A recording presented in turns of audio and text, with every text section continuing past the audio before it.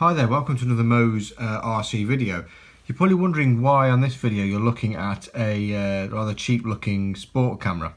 The reason is my son, Ollie, the other half of Mo's, said to me the other day, we're out on a trail locally out in Cheshire, and he said to me, Dad, what's the cheapest RC camera, or what's the cheapest camera we can get to use in the cars? Now previously we've had GoPros before. I've had GoPros doing sports events and that kind of stuff and used them, and I got rid of them. But going into RC etc. with my son, it made sense to sort of now look at another one. I just thought, what's the cheapest camera we could get to use with RC cars? So doing a bit of searching, not much to be fair, a couple of sites, but I went on Amazon. So you'll see the Amazon link now, to how much it was, and it's still on there now. £11 for this camera. Doesn't come with a memory card, so I spent another £5 on a SanDisk memory card, 32 gig. The reason why it's 32 gig is because that won't work any more than 32 gig, but go on to that later. I just thought I'd unbox it and show you, and then I'll do another video of it mounted to the car, and then show you some footage, which will hopefully be included a little bit in this, some pictures and some footage in this video, but also some other videos on the car doing what it's doing with my son driving. Okay, so let's have a look at it.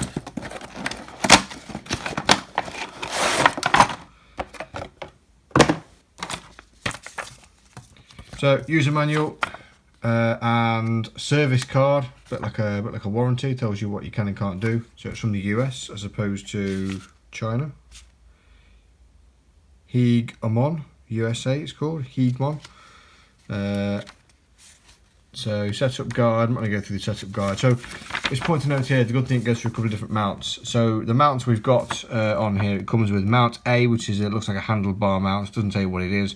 Mount B, this is like a general usage mount. And quite a lot of other weird mounts that do different things. So let's just skip that, let's go. So cables. You get your usual micro USB cable and an AV cable, an old style AV cable to go into a telly. Don't know if Maytays have that nowadays, but so there's like the multi-purpose mount. That would be quite good to strap or tie onto the top of the car actually. So that might come in really handy as opposed to sticking stuff on.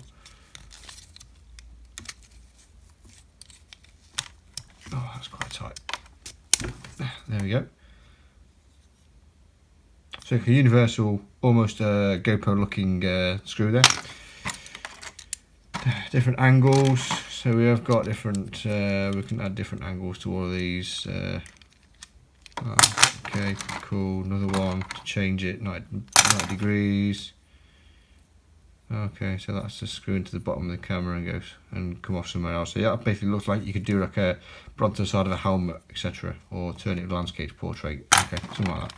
And then the handlebar mount. Okay, cool. That one looks like it might be, if you get rid of these straps, could attach it quite easily to top of the TRX4's roof bars. Okay, so camera itself then, you get two strips, two sticky pads, 3M sticky pads, so that's quite cool.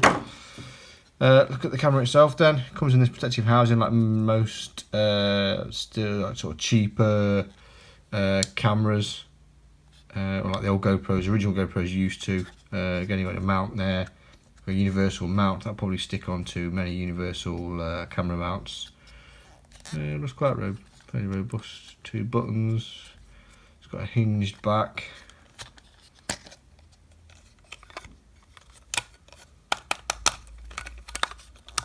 Let's get it out. Oh, that's light. That's very light. Very light indeed.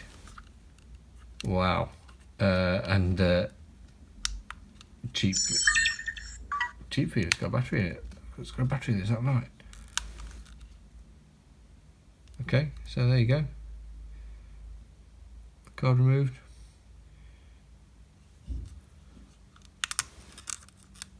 It's got there's the AV out on one side.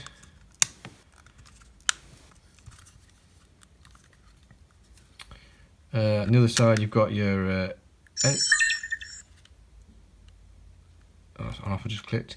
AV socket, sorry, micro USB socket, and then your memory card slot, and that is it. Turn it back on.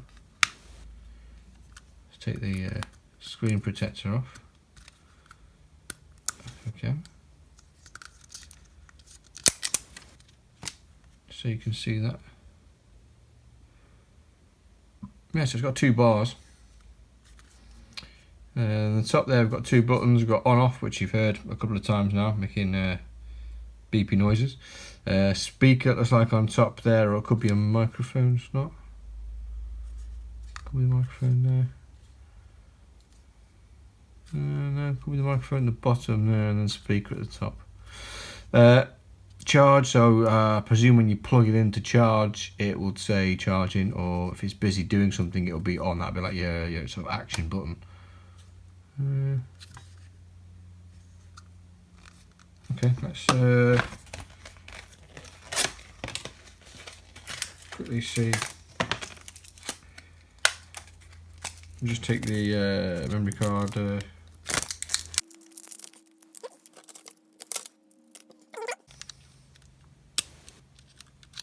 Sure which way it goes in. That way.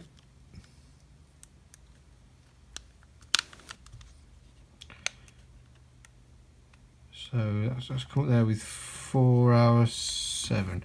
But that could mean 4 hours 7 minutes 13 seconds of footage. But it might not. So we've got on the right hand side here, we've got 4 of the buttons. We've got up, down, menu, and mode. So if we go to menu, there we go. We can select the resolution, 1920 by 1080, 1280 by 720, 640 480. So okay, let's go 1080. Press mode again to go to the next level. So loop recording time 3 minutes, 5 minutes, 10 minutes, or off. Okay. Date on off. Go off. Backlight, sound effect. Hertz frequency. Okay, it's good. Language. TV mode. Format. Let's go format. Okay, yeah. So let's go around circles there. Okay, so let's go to select. Right. Mode. So we've got car. That's just changing the top left hand corner there. So it's got change from a car to a. That's like 5 megapixel. No file exists. That's play mode. Record HD, car. So I think car mode is so you can use it basically as a dash cam or something. Car mode for recording video clip. Yeah, it says in here. So yeah, it's a video clip for car mode. So let's just record a few seconds and let's see what kind of footage we get. And obviously the screen is really low resolution. It's it's about 1.5 inches across. The camera is so light, absolutely unbelievably light. Let's see if we can play.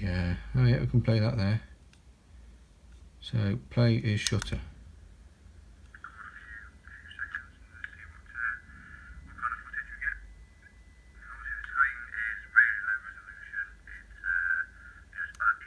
Yeah, so there you go.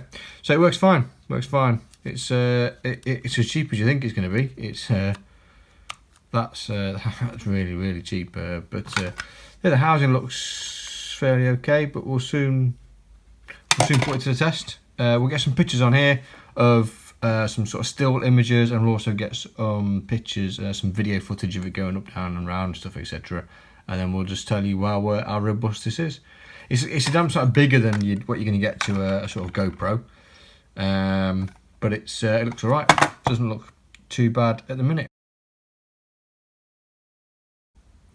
So after a couple of minutes, decided to mount it to my son's TRX4 Sport converted chassis with a Marauder, so a Killer Body Marauder 2 body. That's a mouthful, isn't it? So yeah, mounted it to that. You know, the mount moves a little bit. That's just inside the mount there, but yeah, it's good adjustability. As I said, yeah, you got all these adapters, which is great. So whilst it's on charge, I thought, yeah, mount it on here. The good thing about the Marauder body is you've got loads of brackets to tie things to. I did try using these quick release ties or buckles, but you can see that they don't really, they just flip up, and I think if you took one roll over, that'll just disappear. So turn them off, go for the good old faithful cable ties, can't really go wrong with them. So now that's secure, centralising the vehicle, we'll see what the footage is like. See you later. So after going to one of our favourite calling locations, and you can see this is a still picture that I've taken with the camera, the 5 megapixel camera.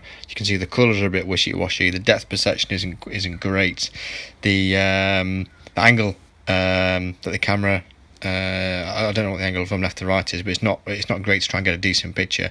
But also the colours are not very vivid, a bit sort of greyed out and a bit white. The next picture you're going to see is a comparison with an iPhone 6 camera, just off a phone, so you can see it's a lot more, a lot brighter, a lot better colours, a lot better focus, etc.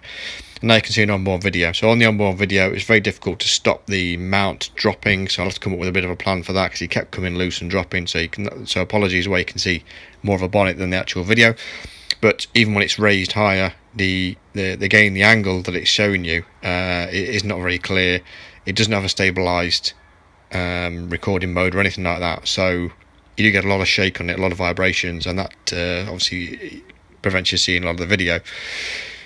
Microphone's a bit wishy-washy as well, but I think with a bit of playing you might be able to get it a bit better to see what you're doing.